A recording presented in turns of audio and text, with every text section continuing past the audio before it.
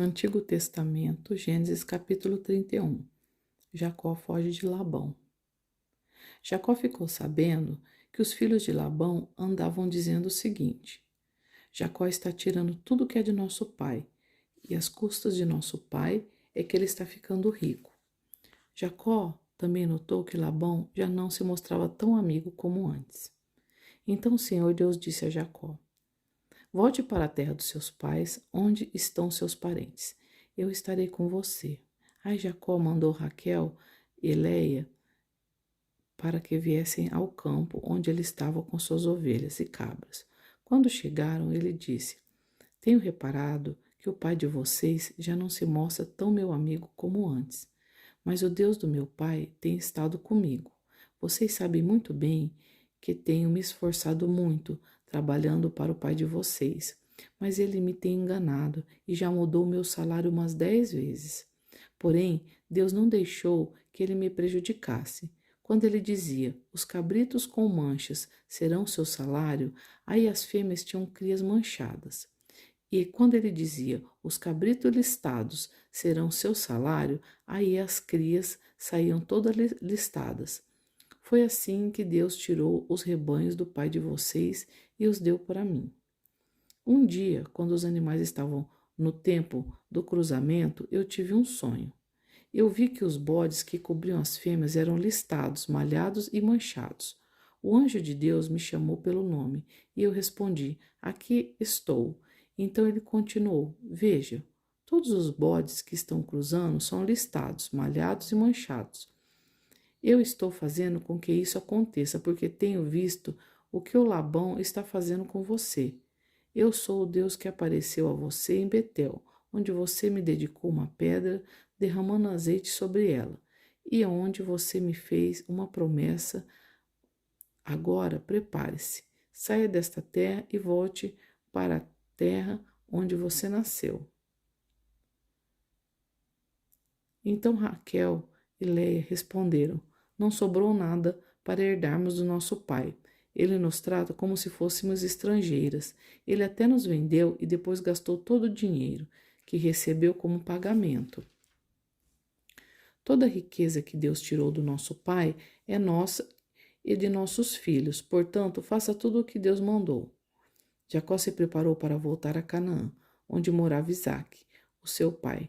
Fez com que os seus filhos e as suas mulheres montassem os camelos, ajuntou tudo o que tinha e partiu, levando todos os animais que havia conseguido, com seu trabalho na Mesopotâmia.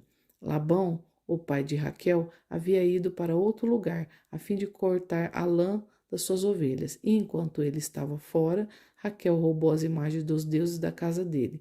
Foi assim que Jacó, sem avisar que ia embora, enganou Labão, o arameu, fugindo com tudo o que ele tinha. Atravessou o rio Eufrates e foi na direção da região montanhosa de Gileade. Labão vai atrás de Jacó. 3 dias depois, Labão ficou sabendo que Jacó havia fugido. Ele reuniu seus parentes e foi atrás de Jacó. 7 dias depois, Labão alcançou Jacó na região montanhosa de Gileade. Naquela noite, Deus apareceu num sonho a Labão, o arameu, e disse: Cuidado, não faça nada a Jacó. Labão alcançou Jacó na região montanhosa de Gileade, onde ele estava acampado. E Labão e os seus parentes acamparam no mesmo lugar. Aí Labão disse a Jacó: Por que foi que você me enganou, levando as minhas filhas como se fossem prisioneiras de guerra? Por que você me enganou fugindo desse jeito, sem me dizer nada? Se você tivesse falado comigo, eu teria preparado uma festa alegre de despedida com canções acompanhadas de pandeiros e de liras. Você nem me deixou beijar os meus netos e as minhas filhas. O que você fez foi coisa de gente sem juízo. Eu poderia ter feito muito mal a vocês, mas na noite passada o Deus do seu pai me disse assim: Cuidado, não faça nada a Jacó. Eu sei que você foi embora porque tinha saudade de casa, mas por que foi que você roubou as imagens dos deuses da minha casa? Jacó respondeu: Eu fiquei com medo, pois pensei que o Senhor ia me tirar suas filhas à força. Mas se o Senhor achar suas imagens com alguém aqui, essa pessoa será morta.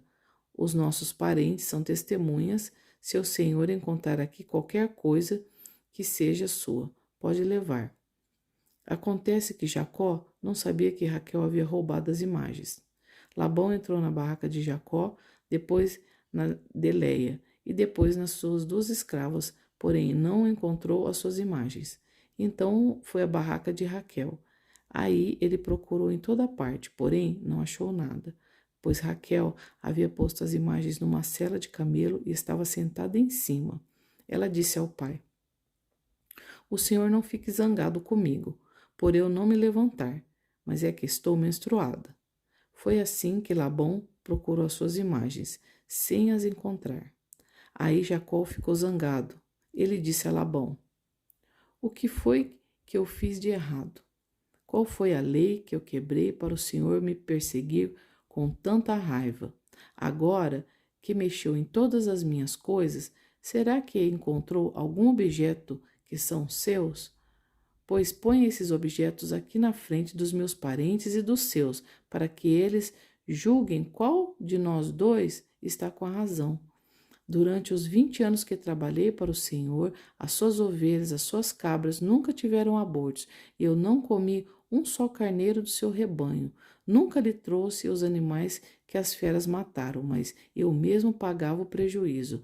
O Senhor me cobrava qualquer animal que fosse roubado de dia ou de noite. A minha vida era assim: de dia o calor me castigava e de noite eu morria de frio. E quantas noites eu passei sem dormir?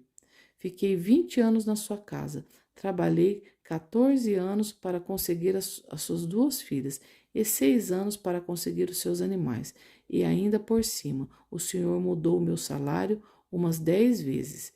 Se o Deus dos meus antepassados, o Deus de Abrão, o Deus a quem Isaque temia, não tivesse estado comigo, o Senhor teria me mandado embora com as mãos vazias.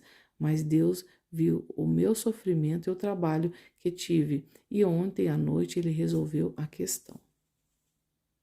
Jacó e Labão faziam um trato. Labão respondeu a Jacó assim: Essas filhas são minhas, os netos são meus, esses animais são meus, e tudo que você está vendo é meu.